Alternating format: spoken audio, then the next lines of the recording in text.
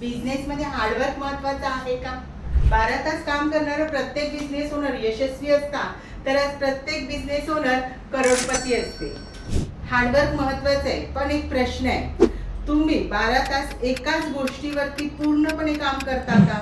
अनेक business owner दिवसभर busy असतात, कॉल्स घेतात, मीटिंग करतात, मेसेजेसला रिप्लाय करतात, रात्री थकून घरी जातात, पण बिझनेस तिथेच असतो. कारण बिझी असणं आणि प्रोडक्टिव्ह असणं यात खूप फरक आहे. डायरेक्शन नसलेले हार्डवर्क म्हणजे GPS शिवाय प्रवास करण्यासारखा आहे. म्हणून लक्षात ठेवा, बिझनेसमध्ये जास्त काम करणारा जिंकत नाही, योग्य काम करणारा जिंकतो. उद्यापासून स्वतःला एक प्रश्न विचारा, आज मी बिझी होतो की बिझनेस ग्रो करण्यासाठीच्या गोष्टी केल्या?